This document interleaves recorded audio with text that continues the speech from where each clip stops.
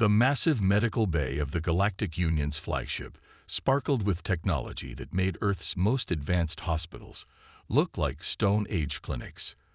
Dr. Smith stood at its entrance, his weathered hands clutching his old leather medical bag, a stark contrast to the sleek, metallic surroundings. "Your medical practices are interesting," Dr. Blue said, his translucent skin shifting colors as he spoke. The alien doctor towered over Smith, looking down at the human's medical bag with what seemed like a mixture of curiosity and concern. "Though I must admit, we have doubts about your species' medical capabilities." Smith smiled politely, having heard similar comments since the aliens made first contact 3 months ago. As Earth's top trauma surgeon, he had been chosen to join the Galactic Medical Exchange Program, though he wasn't sure if it was an honor or if he had drawn the short straw. The tour of the medical bay continued, with Dr. Blue showing off increasingly impressive pieces of equipment. "This is our cellular regenerator," he explained, gesturing to a floating silver sphere. "It can repair damaged tissue within seconds." Smith nodded, though he couldn't help but think about all the times he'd saved lives with nothing but a needle, thread, and his own 2 hands. These aliens had never worked without their advanced technology. They had never needed to. The calm of the tour was shattered by a blaring alarm. Red lights flashed across the medical bay as Dr. Blue's skin turned a pale yellow, a sign of distress, Smith had learned. "Emergency incoming. Deck 7 explosion." A voice echoed through the medical bay. "Multiple casualties, mixed species." The doors burst open as medical crews rushed in with floating stretchers. 3 aliens and 2 humans lay injured, victims of what looked like a mechanical accident. Smith's training kicked in immediately, his eyes scanning the casualties and categorizing injuries by severity. "The humans." Dr. Blue's voice wavered with concern. "Their blood. It's everywhere. Quick, get the cellular regenerator." But Smith was already moving. He dropped his bag on a nearby table and pulled out basic medical supplies. "No time," he said firmly. "This one's got a severed artery. He'll bleed out before your machine warms up." The alien medical staff watched in horror as Smith pulled out a simple needle and surgical thread. His hands moved with practiced precision, suturing the wound closed while applying direct pressure. The alien doctors stood frozen, their advanced equipment still booting up. "Impossible," Dr. Blue whispered as the bleeding slowed and then stopped. "The trauma should have sent them into system shock. Their pain levels are beyond sustainable limits." But the human patients were conscious, one even making jokes through gritted teeth as Smith worked. The alien patients, despite less severe injuries, had already entered protective comas, their body's natural response to serious trauma. "Second human stabilized," Smith announced, wiping sweat from his forehead. He had used nothing but traditional medical techniques: pressure bandages, sutures, and manual blood pressure monitoring. The alien medical staff gathered around, their skin colors shifting through patterns of disbelief and fascination. Dr. Blue approached Smith as the emergency wound down. "Your methods are primitive," he said, but his tone had changed. "Yet you stabilize those patients faster than our most advanced equipment. And the humans, they remained conscious through injuries that would kill most species." Smith shrugged, cleaning his instruments with practiced efficiency. "Humans are tough," he said simply.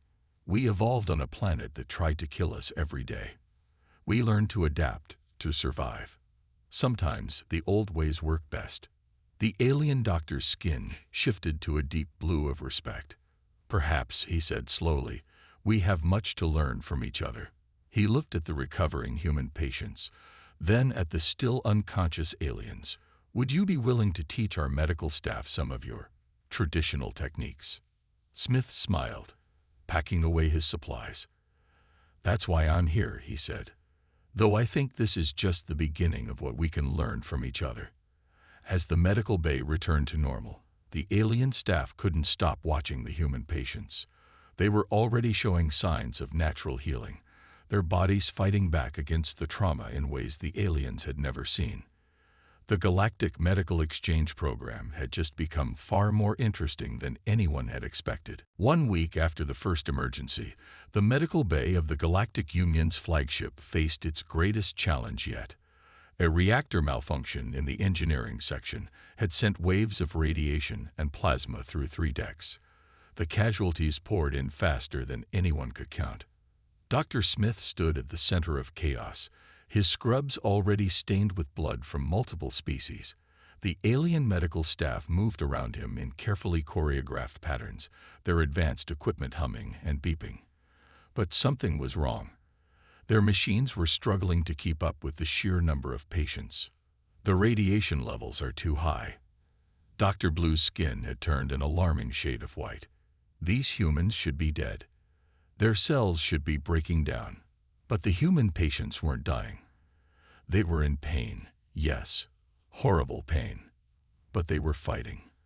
A maintenance worker with third-degree plasma burns across his chest was still conscious, giving vital information about the reactor's condition to the engineering team.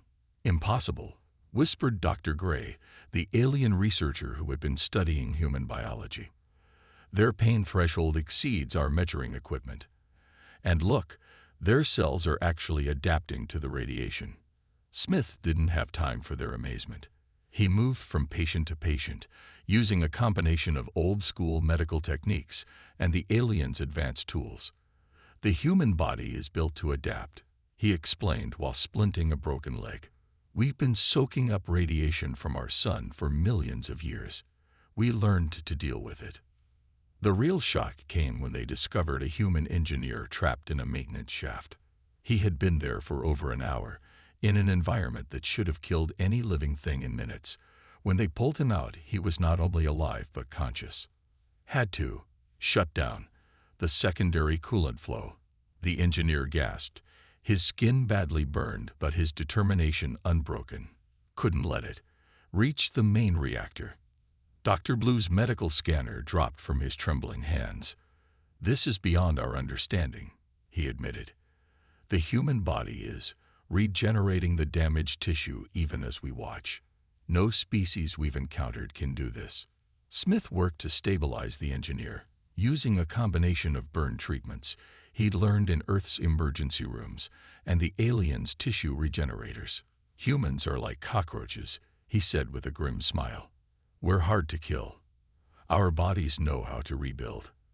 The alien medical staff watched in fascination as human patients, who should have been dead or comatose, continued to move, talk, and even help with their own treatment. Their bodies were already beginning to heal, slowly by alien standards, but with a stubborn persistence that defied their medical knowledge. "Look at their blood," Dr. Gray said, examining a sample under their quantum microscope. "The way it clots, the way the cells regenerate, it's beautiful. Their bodies don't just heal. They come back stronger." By the end of the crisis, the differences between species couldn't be clearer. The alien patients, while stable thanks to their advanced medical technology, remained in healing comas. But the humans were already asking when they could return to work. "I don't understand," Dr. Blue said to Smith as they finished treating the last patient. "Your species evolved on what we considered a death world. Your medical technology is centuries behind ours. Yet today, your people survived conditions that our most protected species couldn't endure." Smith peeled off his bloody gloves, exhausted but satisfied. "Sometimes the hardest environments produce the toughest survivors," he said. "Humanity didn't become strong because life was easy. We became strong because life was hard." The medical bay slowly returned to its normal quiet state, but nothing would be the same.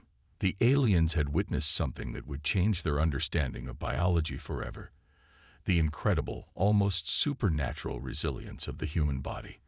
And this was just the beginning of their discoveries about humanity's remarkable survival abilities. News of human resilience spread quickly through the Galactic Union's medical community. Within days of the reactor incident, Dr. White, Earth's leading expert in human biology, arrived at the space station. His arrival caused quite a stir, not because of his reputation, but because he had survived a shuttle malfunction during docking by holding his breath for nearly 4 minutes.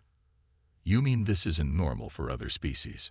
Dr. White asked, accepting a cup of coffee in the medical bay's research lab. The alien doctors watched in fascination as he casually sipped the hot liquid that would have burned most species' internal organs. Dr. Gray, now heading the human biology research team, adjusted his instruments nervously. "Normal. Your species casually drinks near-boiling liquids, breathes corrosive gases, and can survive in temperature ranges that would kill most living things. None of this is normal." The research lab had been converted into a dedicated human biology study center.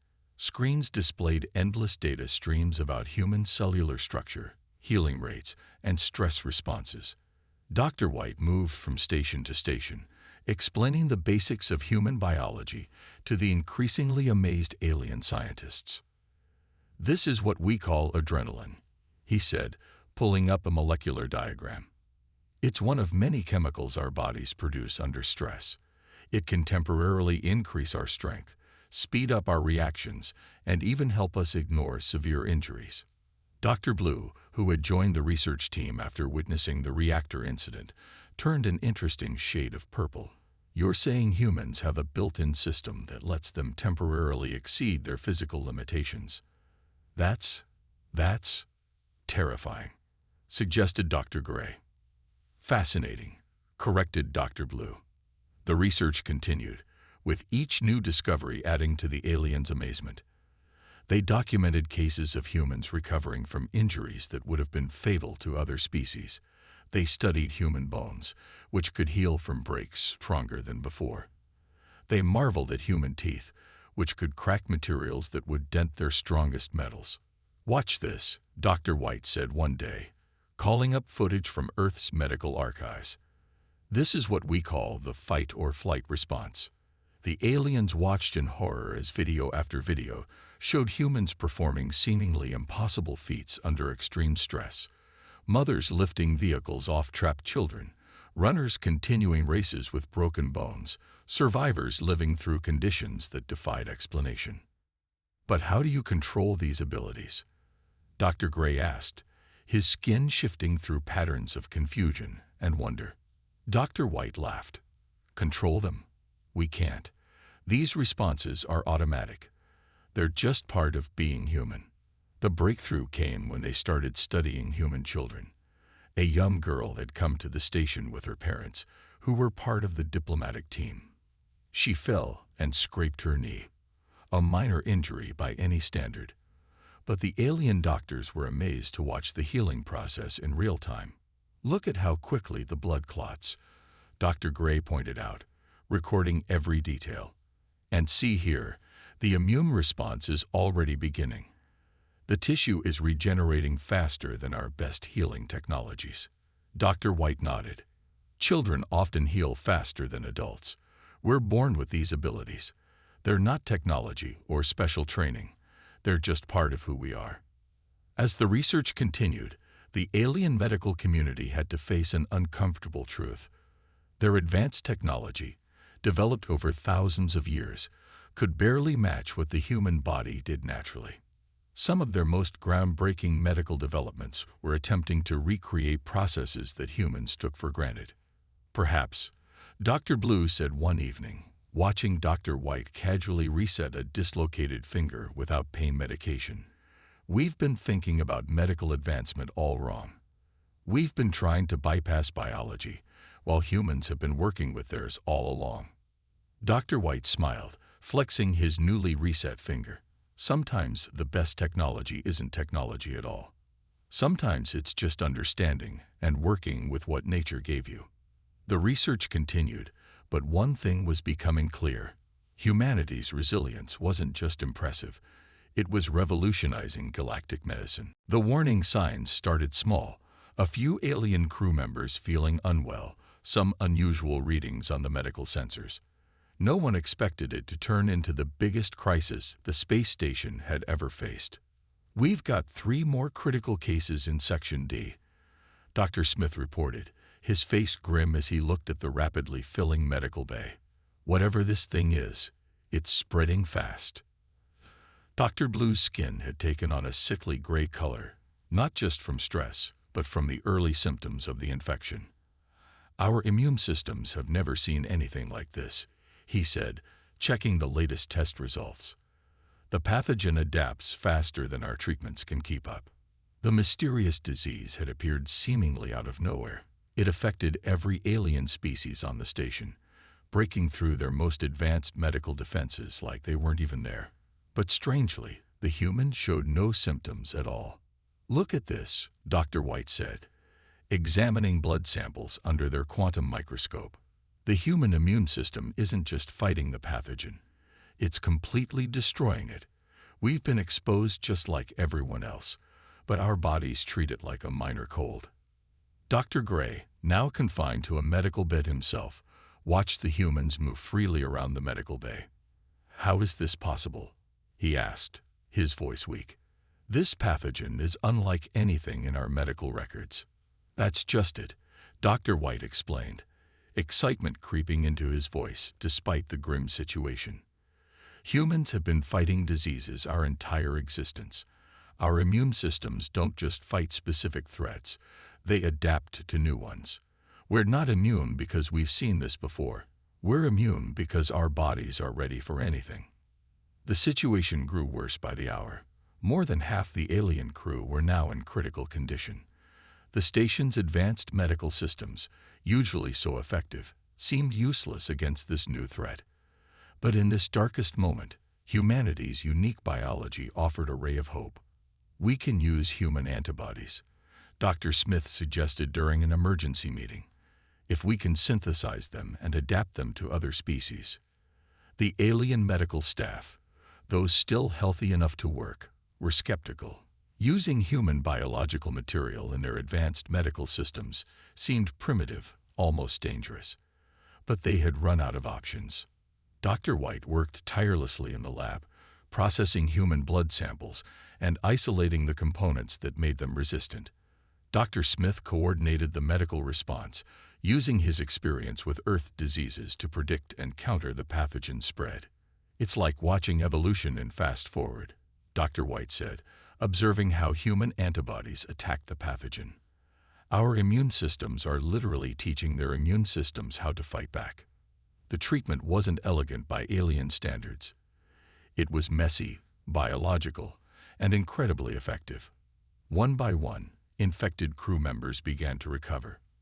Their bodies, with the help of modified human antibodies, learned to fight back against the mysterious disease. "I don't understand," Dr. Blue said, his color slowly returning to normal after receiving the treatment. "Your species treats disease by intentionally exposing yourselves to weakened versions of it. You call it vaccination. By our standards, it's incredibly dangerous." Dr. Smith smiled as he checked Dr. Blue's vital signs.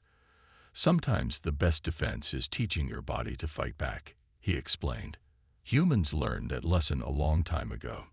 As the crisis subsided, the alien medical community faced a startling realization. The humans' primitive immune system, shaped by millions of years of fighting diseases on Earth, was far more sophisticated than their most advanced medical technology. "Perhaps," Dr. Gray said, recovering in his bed, "we've been looking at disease resistance all wrong. We've been trying to shield ourselves from threats, while humans have been learning to fight them head-on." The pathogen crisis marked a turning point in galactic medicine. It wasn't just human strength or healing that was remarkable, it was their entire approach to survival. In the face of threats, humans didn't just endure.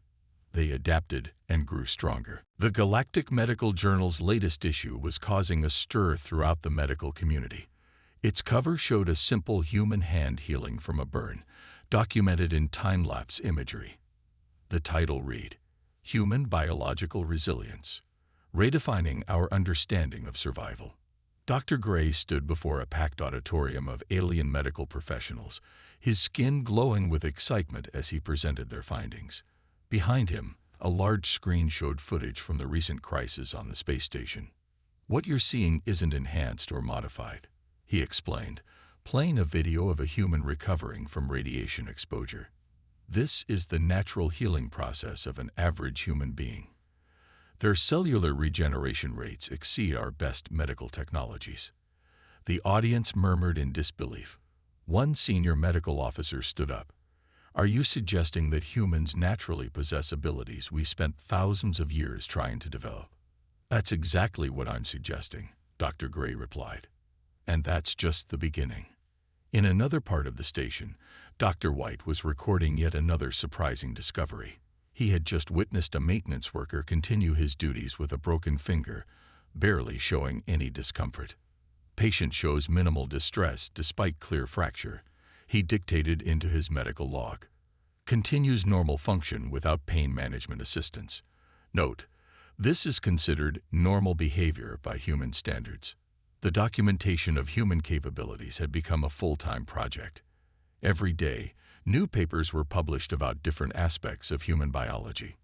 One researcher focused entirely on human teeth, amazed that they could repair themselves from minor damage.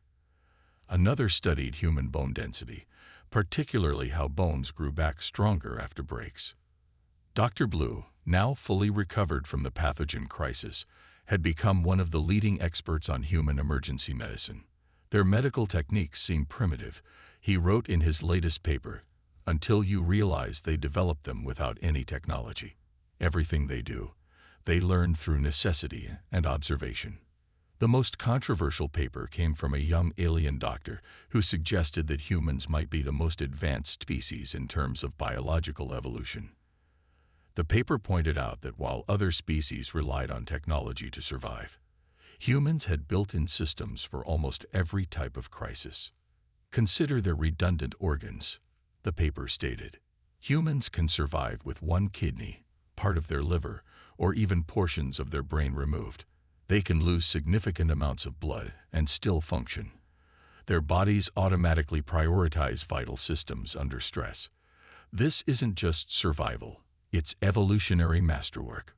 Dr. Smith found all the attention somewhat amusing.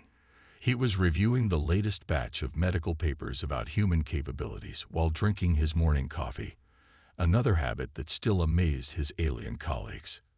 You realize, he said to Dr. Gray, who was excitedly showing him another research paper, that most humans don't even think about these things. We just call it walking it off or sleeping it off. Dr. Gray's skin rippled with patterns of amazement. That's what makes it even more remarkable. Your species takes for granted abilities that our most advanced medical science can't replicate. The documentation continued to grow. Each new paper revealed something extraordinary about human biology. Their ability to adapt to different gravitational conditions, their efficient cooling system through sweating, their incredible endurance capabilities. Everything was studied and recorded in detail. The most remarkable thing, Dr. Blue noted in his concluding remarks at a medical conference, is that we're only beginning to understand human capabilities. Every time we think we've discovered their limits, they surprise us again. The Galactic Medical Archives had to create a new section dedicated entirely to human biology. What had started as a curiosity had become one of the most studied subjects in galactic medicine. And somewhere in all those technical papers and detailed studies was a simple truth. Humanity's primitive biology was anything but primitive. The medical bay no longer looked purely alien. Simple metal surgical tools now sat beside advanced healing devices. Bottles of antiseptic shared storage space with cellular regenerators. Dr. Smith smiled as he watched an alien doctor carefully practicing sutures on a synthetic training pad. Gentle with the needle, he instructed. Let the thread follow naturally. The alien's delicate fingers, more used to operating high-tech medical devices, awkwardly guided the curved needle through the practice material. 6 months had passed since the pathogen crisis, and the space station had become the galaxy's premier medical training facility. Doctors from 100 different species came to learn what they called human emergency medicine, though humans just called it first aid. I still don't understand, a young alien medical student said, watching Dr. White demonstrate basic CPR. Why learn physical techniques when we have emergency stasis fields? Because sometimes technology fails, Dr. White explained, continuing his chest compressions on the training dummy.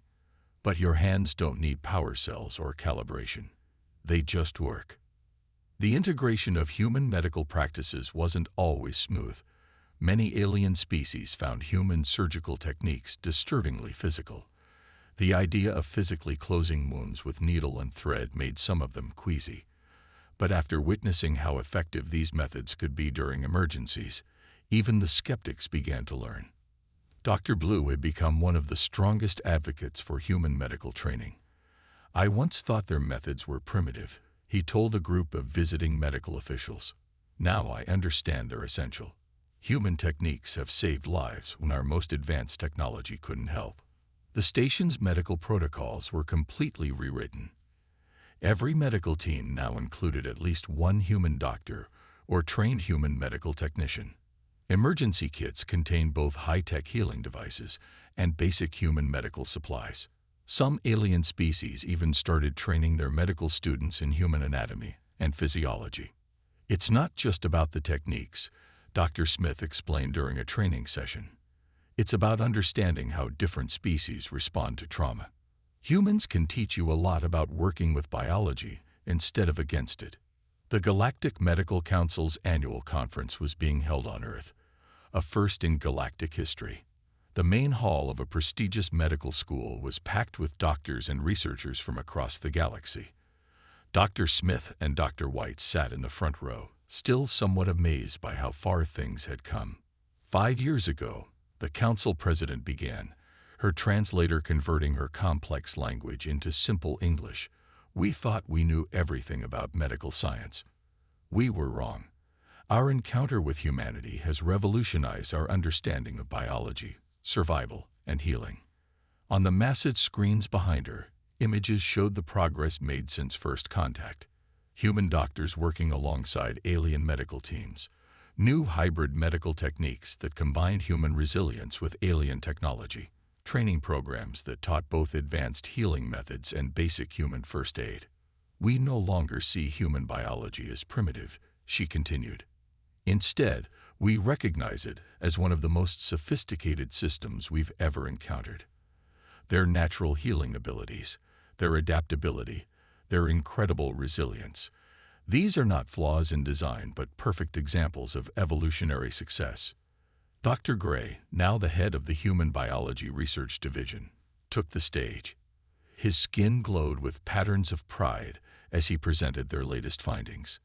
"We've discovered that human children can regrow fingertips. Human bones heal stronger than before. Human immune systems learn and adapt to new threats. Each discovery shows us how much we still have to learn." The conference hall erupted in discussion as Dr. Gray revealed their newest project. Adapting human healing capabilities for other species. Early trials had shown promise in using modified human stem cells to enhance natural healing in other species. "Humanity hasn't just taught us new medical techniques," Dr. Blue said in his closing speech. "They taught us to rethink what we thought we knew about survival. Their so-called primitive biology accomplishes naturally what our most advanced technology struggles to replicate." After the conference, Dr. Smith stood in the old emergency room where he had started his medical career. The same room where he had learned the primitive techniques that had amazed the galactic medical community. Dr. White joined him, both of them reflecting on how far things had come. "Did you ever think," Dr. White asked, "that our basic first aid would end up revolutionizing galactic medicine?" Dr. Smith laughed. "I just wanted to help people," he said. "Turns out, people now includes a lot more species than we ever imagined." The space station's medical bay had become a symbol of this new understanding. Human doctors worked alongside alien physicians, each learning from the other. Emergency protocols now included both high-tech solutions and basic human techniques. Medical students from across the galaxy trained in both advanced alien healing technology and fundamental human first aid. But perhaps the most significant change was in how the galaxy viewed humanity. No longer were they seen as primitive beings who had somehow stumbled into space. Instead, they were recognized as remarkable survivors whose biology could teach advanced civilizations new ways to heal and endure. The future of medicine, Dr. Blue often said, lies not in abandoning biology for technology, but in learning to work with the incredible systems that evolution has created. And no species demonstrates this better than humans. As the sun set over the medical school, Dr. Smith and Dr. White headed back to the space station, ready for another day of teaching, learning, and bridging the gap between human resilience and alien technology. In the end, it wasn't about who had the most advanced technology or the most evolved biology. It was about understanding that every species had something to teach and something to learn. The galaxy had learned a valuable lesson. Sometimes the most sophisticated solutions are found not in advanced technology, but in the simple, sturdy design of natural evolution. And humanity, with all its seeming limitations and impressive resilience, had become the greatest teacher of this truth.